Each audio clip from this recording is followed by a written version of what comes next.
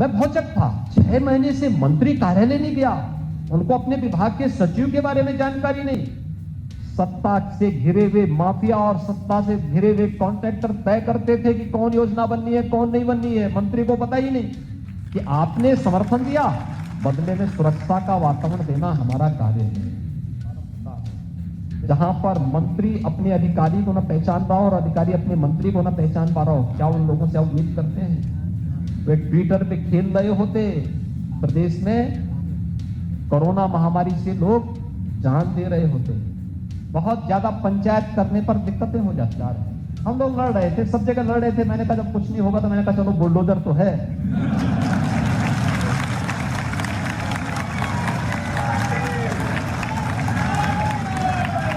और फिर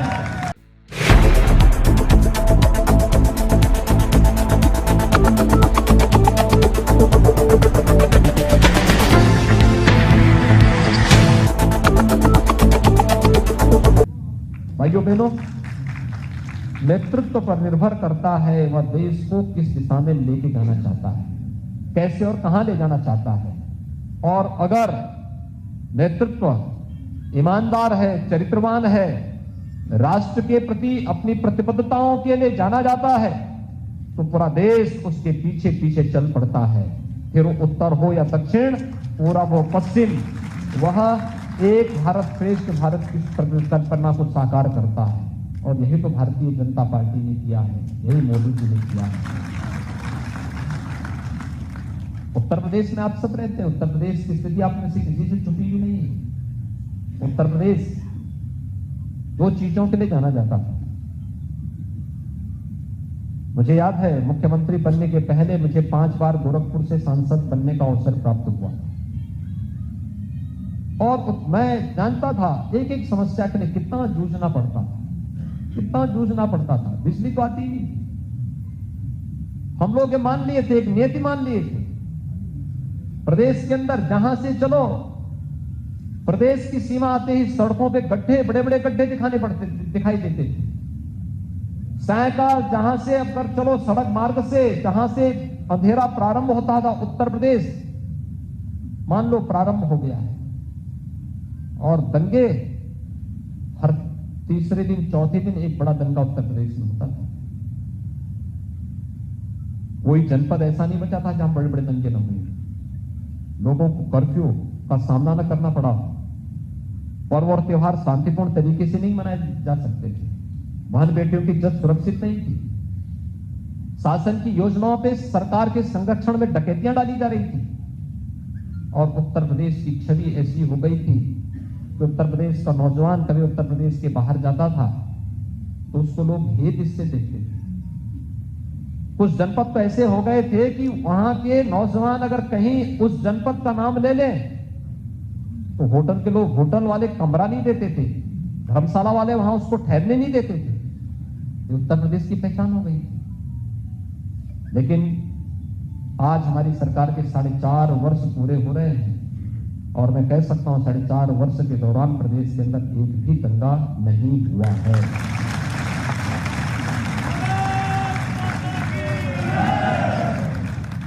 इस सुरक्षा का एक वातावरण, इस सरकार ने किसी पे उपकार नहीं किया। इस सरकार की ड्यूटी थी, इस सरकार का जो कर्तव्य था सरकार ने वही किया है। और जिसके लिए आपने भारतीय जनता पार्टी को वोट दिया था, समर्थन दिया था, उसके प्रति कृतज्ञता ज्ञापित करते हुए सरकार की ओर से यह देश प्रदेश को दिया गया कि आपने समर्थन दिया, बदले में सुरक्षा का वातावरण देना हमारा कार्य है। ये 4.5 वर्ष हमारे पूरे हो रहे हैं आज। और मैं आपसे कह सकता हूं 4.5 वर्ष में 1.5 वर्ष तो कोरोना ने खाए, मात्र 3 वर्ष हमें मिले थे। और इन 3 वर्षों के दौरान प्रदेश के अंदर परिवर्तन हर एक स्तर पर देखने को मिला। ये लखनऊ उत्तर में ही नहीं, लखनऊ में भी, लखनऊ तो प्रदेश की राजधानी है। आप सुदूर चित्रकूट में चले जाइए, ललितपुर में चले जाइए, सहारनपुर में चले जाइए, पश्चिमी उत्तर प्रदेश में चले जाइए,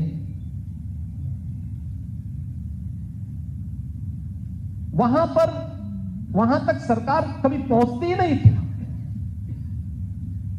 कभी पहुंचती नहीं थी। कोई उन लोगों का हालचाल लेने वाला नहीं था। सरकार की योजनाओं को कौन बनाता था? सरकार में बैठे हुए अधिकारी और सरकार में बैठे हुए मंत्री नहीं बनाते थे। उन योजनाओं को बनाने के लिए सत्ता से घिरे हुए माफिया और सत्ता से घिरे हुए कॉन्ट्रैक्टर तय करते थे कि कौन योजना बननी है, कौन नहीं बननी है। मंत्री को पता ही नहीं। मुझे याद है समाजवादी पार्टी की सरकार थी और मैं गोरखपुर रेलवे स्टेशन पर बैठा हुआ था। तब तक उत्तर प्रदेश के कृषि उत्पादन आयुक्त का मतलब आप जानते होंगे, ये चीफ सेक्रेटरी के बाद का जो सबसे सीनियर अधिकारी होता है। कृषि उत्पादन आयुक्त पूर्वी उत्तर प्रदेश के विजिट पे आए थे। मैं सांसद था। पहले सरकार के मंत्री आए, उस समय के कृषि मंत्री आए, वो गोरखपुर के रहने वाले थे। आए तो मैंने उनको ही बिठाया। मैंने कहा बैठो। हम बैठे थे, बातचीत कर रहे थे। तब तक कृषि उत्पादन आयुक्त आए, वो भी बैठ गए। उन्होंने मुझसे परिचय लिया, आपस में हमारा परिचय हुआ। परिचय होने के बाद मैंने उनसे कहा, मैंने कभी यहाँ पे कुशीनगर जिले में गन्ने की फसल पर कुछ बीमारी लगी थी, तो मैंने उनसे कहा, मैंने कभी यहाँ पे मैंने सुना है कि कुशीनगर में गन्ने की फसल में कुछ कीड़े लगे हुए हैं, आप लोग आए हैं, अच्छा होता आप लोग इसका भी एक बार समीक्षा कर लेते। उन्होंने कहा जानकारी नहीं, हम करते हैं। तो मैंने उनसे पूछा, मैंने कभी क्या कृषि मंत्री को भी जानकारी नहीं? मैंने कृषि मंत्री से पूछा, मैंने कभी क्या आपने कृषि उत्पादन आयुक्त को बताया? नहीं। कहा कौन है कृषि उत्पादन आयुक्त? अरे मैंने कहा कृषि उत्पादन आयुक्त को आप पहचानते नहीं? तो कहे साहब मैं 6 महीने से कार्यालय नहीं गया हूं। मैं भौचक था, मैं सही बता रहा हूं, मैं भौचक था। 6 महीने से मंत्री कार्यालय नहीं गया।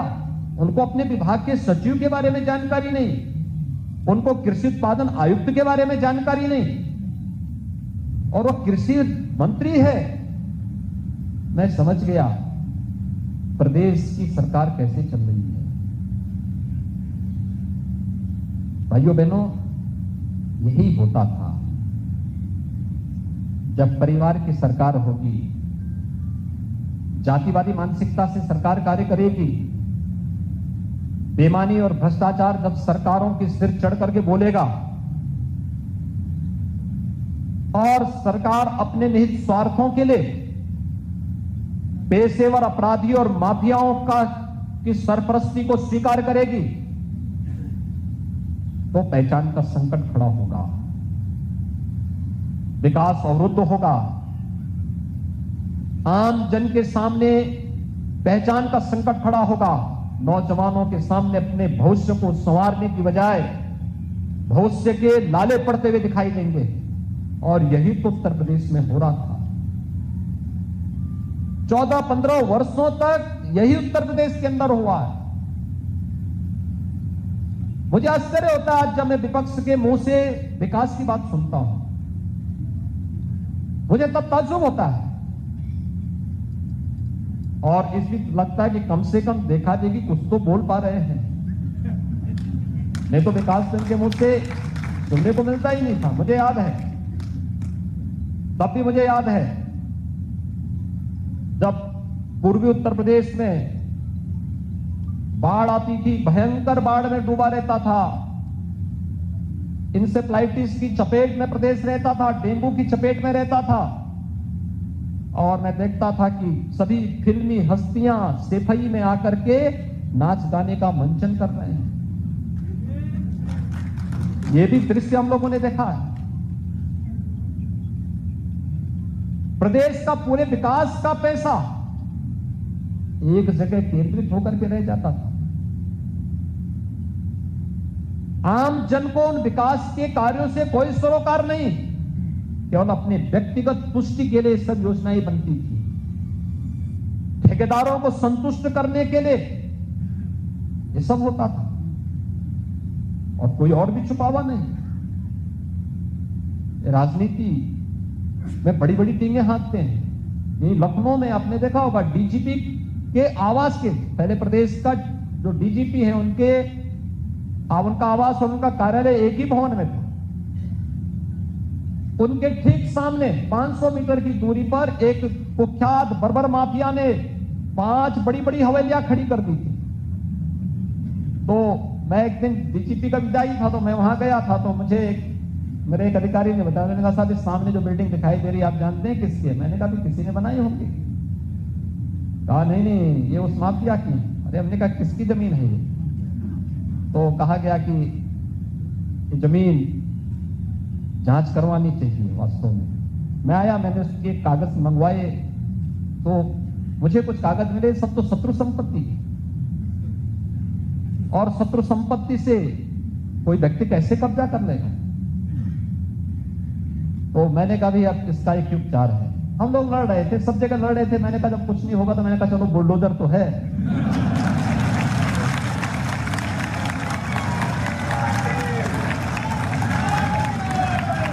और फिर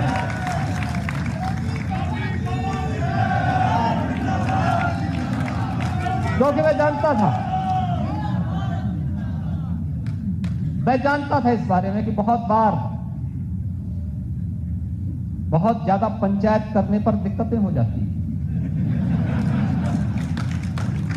तो उस समय पंचायत न करके फिर सीधे जवाब देने की आवश्यकता होती है, और वह सीधा जवाब देने की जब कार्रवाई प्रारंभ हुई तो आज आप देख रहे होंगे कोई माफिया अब किसी सरकारी भूमि पर, किसी व्यापारी की भूमि पर, किसी निर्दोष या किसी संभ्रांत नागरिक की भूमि पर कब्जा नहीं कर पाएगा, कभी नहीं कर पाएगा। मैं देख रहा हूं बहुत सारे लोग सरेंडर कर रहे हैं, भाग रहे हैं, संपत्ति को सुपुर्द करते हुए भाग रहे हैं। और एक अकेले प्रयागराज में 100 एकड़ भूमि हमें सुपुर्द की गई है। 100 एकड़ भूमि, और हर महानगर में इसी प्रकार से चल रहा है। और मैंने इस बारे में कहा, मैंने कहा भी यहां पे गरीबों के लिए आवास बनाओ पहले, फिर आवास के लिए जो भूमि बचती है, फिर इस भूमि पर अलग अलग तबके के लोगों के लिए भी आवास की सुविधा दो, अच्छी सुविधा दो, बुनियादी सुविधाओं से परिपूर्ण अच्छी हाउसिंग स्कीम निकल लेकर के आओ। यानी प्रदेश के अंदर किस प्रकार का वातावरण बनाया था। और मुझे बहुत अफसोस होता था, लोग मुझसे कहते थे, जब कोई राष्ट्राध्यक्ष से भेंट होती थी, कोई राजदूत मिलने के लिए आता था, किसी देश का एम्बेसडर आते थे, शिष्टाचार वश भी आते थे, उनके अपने आर्थिक हित भी जुड़े होते थे, व्यवसायिक हित भी जुड़े होते थे, वे आते थे, भेंट करते थे। महीने में 2, 3, 4 इस प्रकार के लोग आते हैं, और हमें अपने राज्य के बारे में अपना प्रेजेंटेशन प्रस्तुत भी करना होता है, हमें अपने बारे में बताना होता है कि हम क्या स्थिति है, यूपी की स्थिति क्या है। मुझे बहुत संकोच होता है, लोग कहते थे कि यूपी के बारे में क्या स्थिति है, तो मुझे बोलना पड़ता है यूपी देश का सबसे बड़ा जो है जनसंख्या वाला राज्य है, लेकिन इकोनॉमी क्या है। हम बड़े संकोच से कहते थे कि छठी अर्थव्यवस्था है, हम 6ठे नंबर पर हैं। भाइयों बहनों, आज मैं कह सकता हूं उत्तर प्रदेश ने जो छलांग लगाई है, आज उत्तर प्रदेश देश की नंबर 2 की अर्थव्यवस्था है।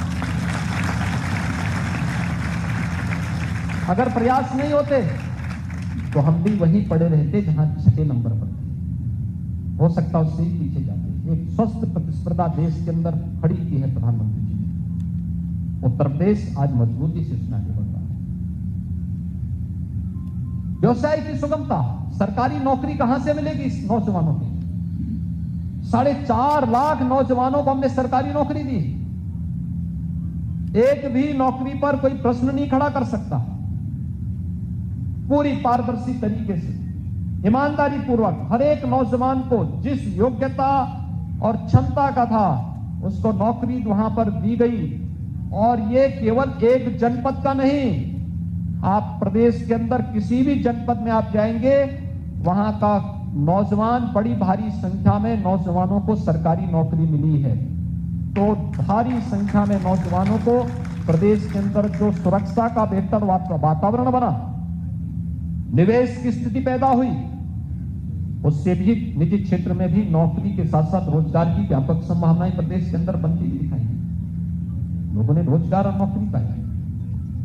हमने परंपरागत उद्यम को भी आगे बढ़ाया, बैंकों के साथ उसे जोड़ा और आज उसका भी परिणाम हमारे सामने देखने को मिल रहा है, बड़े पैमाने पर देखने को मिल रहा है।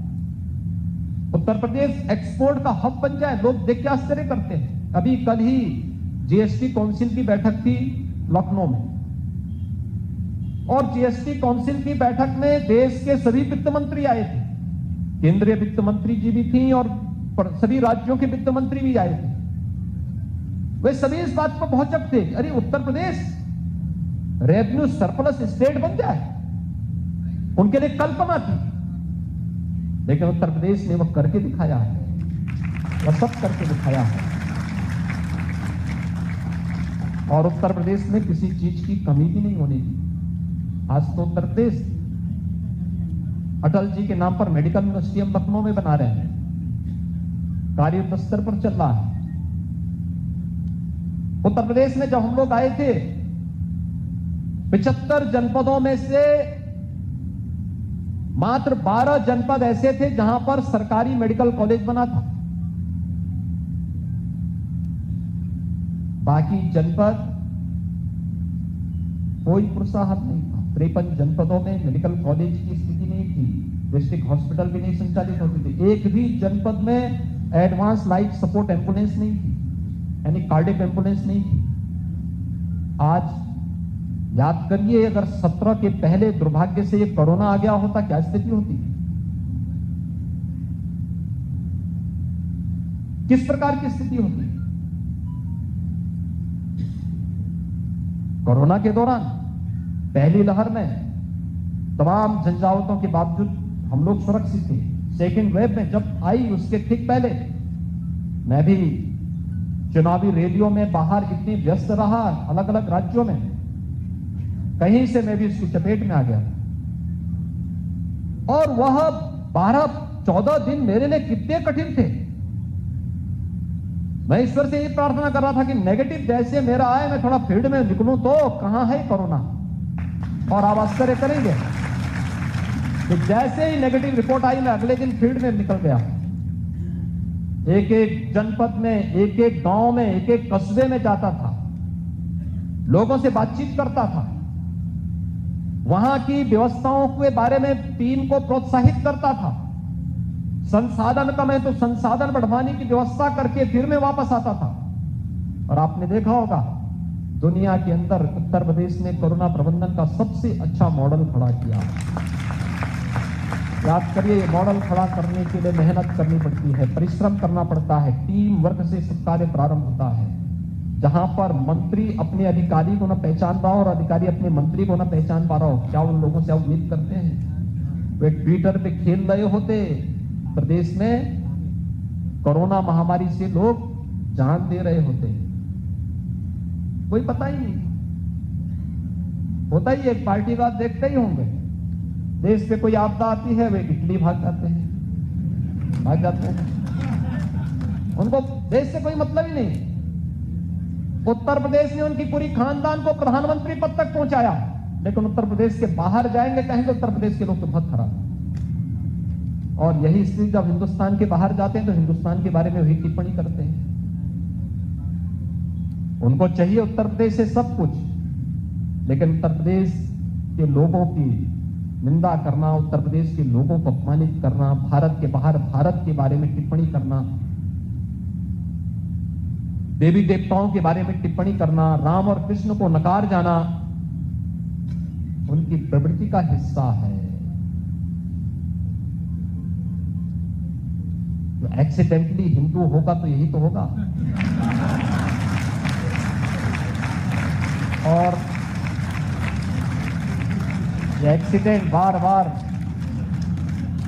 जनता नहीं दोहराने देगी। और इसलिए भाइयों बहनों, मैं आज आपसे अनुरोध करने के लिए आया हूं। पूरा देश वर्तमान में देख रहा है, आपने देखा होगा। मैं यहां के कार्यक्रम के पहले एक दूसरे जनपद के कार्यक्रम से वापस आया हूं। मैं लखनऊ में नहीं था। कल जीएसटी काउंसिल की बैठक के बाद मैं चला गया था, कार्यक्रम संपन्न करके फिर अभी वापस आया हूं और फिर कल से अन्य जनपदों के कार्यक्रमों में फिर निकलूंगा। 4.5 वर्ष हम लोगों ने न दिन देखा न रात्रि देखी, न रुके न डिगे न थके, प्रदेश के हित के लिए कड़े से कड़े निर्णय लेने में और प्रदेश की जनता के लिए किसी भी स्थिति पे जाकर के उन कार्यक्रमों को लागू करवाने के लिए हम लोगों ने पूरा प्रयास किया है, हर संभव प्रयास किया है। और मेरी आप सबसे अपील होगी, प्रबुद्धजन समाज का ओपिनियन को बनाता है, समाज को एक दृष्टि देता है, सही दृष्टि देता है। कहीं कोई बात होती है, किसी स्तर पर होती है, वहां पे लोगों को समझाने, सही राह दिखाने का कार्य करता है।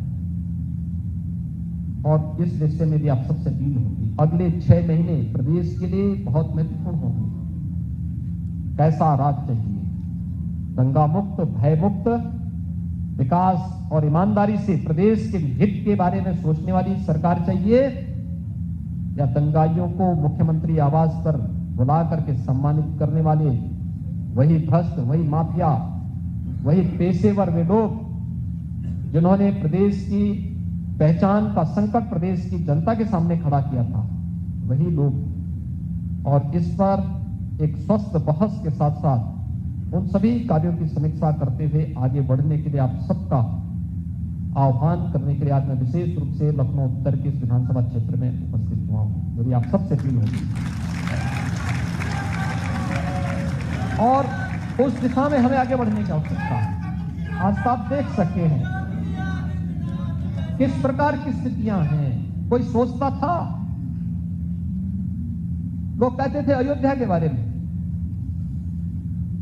लोग कहते थे जब मैं मुख्यमंत्री बना, मुख्यमंत्री बनने के बाद दीपावली आई, दीपावली के पहले 15 दिन पहले हमारे सभी प्रशासनिक अधिकारी आए, चीफ सेक्रेटरी, सब लोग। इन्होंने कहा साहब दीपावली के दिन सभी अधिकारी आपको दीपावली की का विश करने के लिए आना चाहते हैं। मैंने कहा मैं दीपावली के दिन लखनऊ में संभवतः बाहर रहूंगा, क्योंकि मैं कुछ जनजातीय बच्चों के बीच में कार्यक्रम करता हूं, तो वहीं रहूंगा।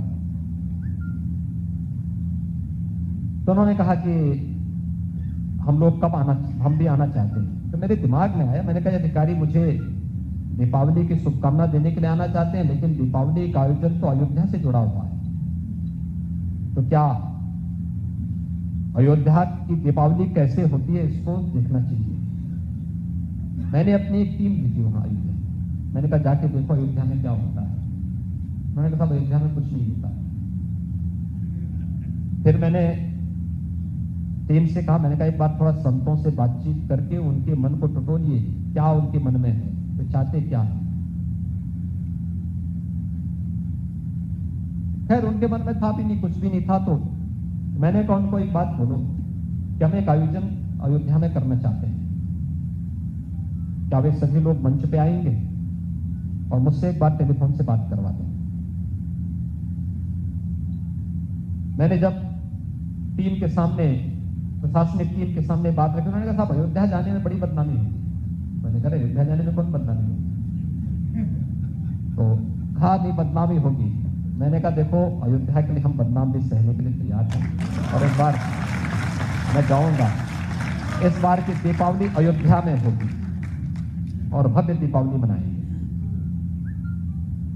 और दीपावली के उस आयोजन के साथ जुड़ना है। तो अधिकारियों ने कहा, मेरे टीम थी, मैंने उससे कहा, मैंने कहा ये काम करो 51,000 दीपक जलाने की व्यवस्था करो। अयोध्या और उसके आसपास के जनपदों में नहीं मिले, पूरे प्रदेश से इकट्ठा हमें करवाना पड़ा। आपने देखे ये अयोध्या की दीपावली आज और देश के लिए एक आयोजन बन गया है। जन भावनाएं कैसे उमड़ती हैं जब नेतृत्व देश का यशस्वी होता है। 500 वर्षों की जमी हुई बर्फ कैसे पिघल गई। आपने देखा एक झटके में अयोध्या में राम जन्मभूमि का सारा विवाद समाप्त। आज मंदिर के निर्माण कार्य युद्ध स्तर पर चल रहा है। मंदिर का निर्माण ऐसा हो रहा है 1000 वर्षों तक कुछ भी हो जाए मंदिर की नींव नहीं हिल पाएगी। ऐसा भव्य मंदिर, दुनिया का सबसे भव्यतम, सबसे सुरक्षित स्थल के रूप में अयोध्या में राम मंदिर के निर्माण का कार्य हो रहा है। आपने देखा होगा किस प्रकार की स्थिति है अयोध्या में। लोग कहते थे कि फैसला हो जाएगा तो ये हो जाएगा। मैंने कहा यार देखो ये सबकी चिंता मत करो।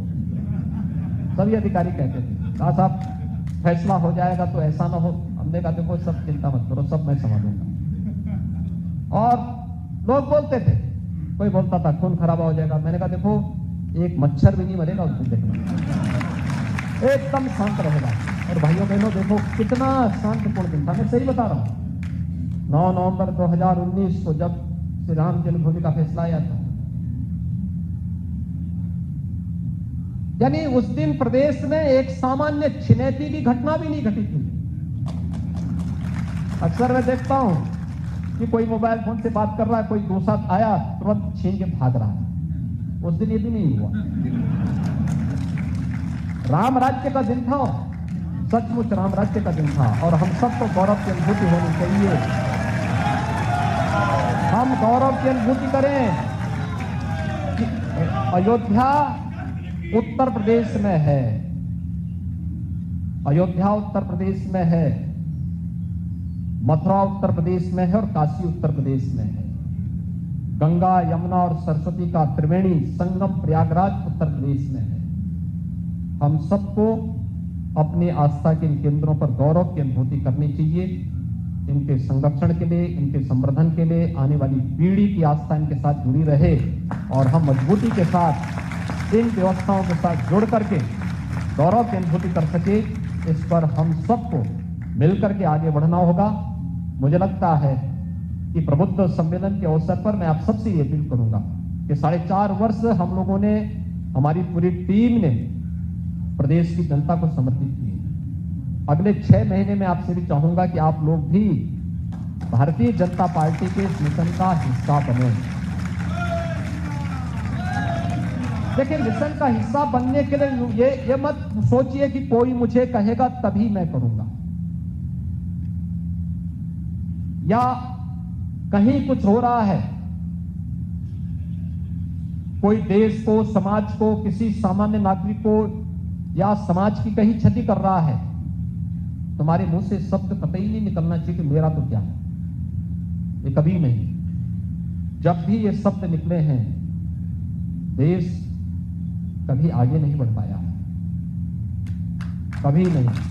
हमारा तो एक ही भाव होना चाहिए कि नहीं, हम ठीक है, व्यक्ति के नाते, पारिवारिक नागरिक होने के नाते आप लोगों का दायित्व बनता है कि अपने अपने परिवार की देखभाल करें, उनकी सुरक्षा करें, उनकी अच्छी खुशहाली के लिए कार्य करें। लेकिन समाज के लिए भी और देश के लिए भी हमें सोचना होगा, उसके प्रति भी अपनी प्रतिबद्धताओं को दोहराना पड़ेगा, आगे बढ़ना पड़ेगा। क्योंकि अंततः हमारी व्यक्तिगत सुरक्षा, हमारे परिवार की सुरक्षा निहित होती है समाज और राष्ट्र की सुरक्षा पर। अगर समाज सुरक्षित है, हम भी सुरक्षित हैं, हमारा देश सुरक्षित है तो हम सब भी सुरक्षित हैं। और ये भाव हमारे मन में सदैव बना रहना चाहिए।